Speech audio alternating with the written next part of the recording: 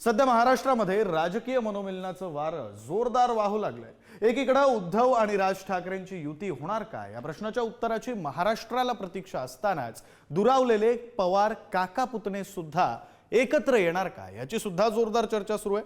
कारण पुण्यामध्ये 10 जूनला दोन्ही राष्ट्रवादीचा वर्धापन दिन साजरा होतोय आणि त्यामुळे काही मोठी घोषणा होणार का हा सवाल उपस्थित होतोय। या रिपोर्टमधून पाहूया।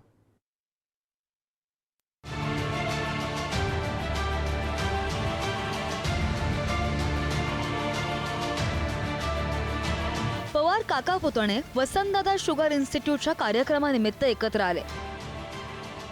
आधी जी बैठक व्यवस्था करण्यात आली होती त्यानुसार उपमुख्यमंत्री अजित पवार हे शरद पवारांच्या शेजारी बसणार होते, मात्र अजितदादांनी शरद पवारांच्या बाजूला बसण्याचं टाळलं। शरद पवारांच्या शेजारी असलेली त्यांची नेमप्लेट उचलत तिथे सहकार मंत्री बाबासाहेब पाटील यांची नेमप्लेट सरकवली आणि अजितदादा एक खुर्ची सोडून बसलेत। त्यामुळे त्यांची ही कृती सध्या चर्चेचा विषय ठरली आहे। दुसऱ्या राष्ट्रवादीचा उद्या बालगंधर्वाला या ठिकाणी होत आहे। दुसरा राष्ट्रवादी आपणही 26 वर्षाचा दावा केला आणि त्यांचाही दावा 26 वर्षाचा। खरा दावा कोणाचा दावा? खरा दावा दोघांचाही आहे। तुम्हाला काय अडचण?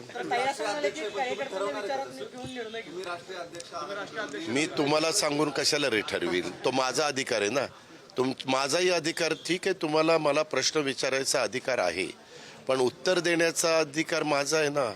मला उत्तर द्यायचं नाही त्याच्या संदर्भामध्ये कोणतीही चर्चा चालू नाही आहे। मला वारंवार प्रसार माध्यमातून हा प्रश्न का विचारला जातोय हेच कळलं नाही। प्रसार माध्यमांना मात्र तीव्र इच्छा दिसते की दोन्ही पक्ष एकत्र यावे। त्यामुळं तुम्ही दोन्ही सर्व प्रसार माध्यम दोन्ही पक्षांनी एकत्र यावं त्याच्यासाठी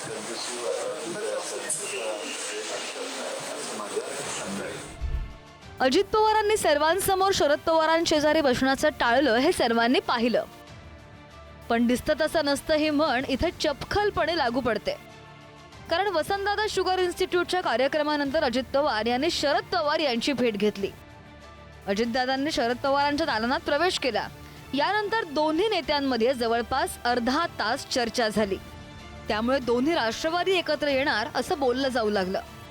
शरदचंद्रजी पवार साहेबांचं ज्येष्ठत्व मान्य करून या दोन्ही बहीभावांनी एकत्र यावं आणि राज्याची पुढील काळात सेवा करावी। सुप्रियाताईसारख्या अत्यंत बुद्धिमान असलेल्या खासदारांचं केंद्रीय मंत्रिमंडळात योगदान व्हावं आणि देशाची सेवा व्हावी अशी आमची भावना आहे। आता एकत्र नाहीत असं मला म्हणायचं आहे का? तुम्हाला नेमकं काय म्हणायचं आहे?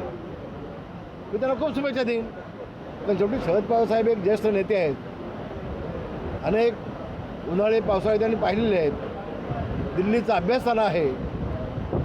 असं होत असेल तर शुभेच्छा माझ्या त्यांना, खूप शुभेच्छा। एकीकडे ठाकरे बंधू एकत्र येण्याची चर्चा सुरू आहे, तर आता सुप्रिया सुळे आणि अजित पवारांनी एकत्र यावं असं दोन्ही पक्षातील काही नेत्यांना वाटतंय। दरम्यान आषाढी एकादशीपर्यंत अजितदादा आणि सुप्रिया सुळे एकत्र येतील असं भाकीत अमोल मिटकरी यांनी केलंय। तर कार्यकर्त्यांना विचारूनच निर्णय घेऊ असं सूचक वक्तव्य सुप्रिया सुळेंनी करत एकत्र येण्याचे संकेत दिलेत। दोन्ही पवार एकत्र येण्याची चर्चा सुरू आहे। ते आम्ही आजचा एकादशीचा दिवस आहे, ते आम्ही पांडुरंगावर सोडलेला आहे। पांडुरंगाच्या मनात जे असेल ते नक्कीच होणार।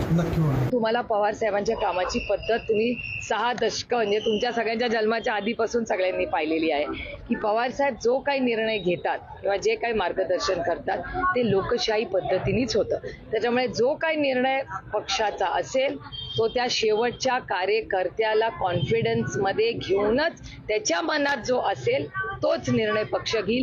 युनिलॅटरली आम्ही कुठलाही निर्णय आजपर्यंत घेतला नाही आणि घेणारही नाही।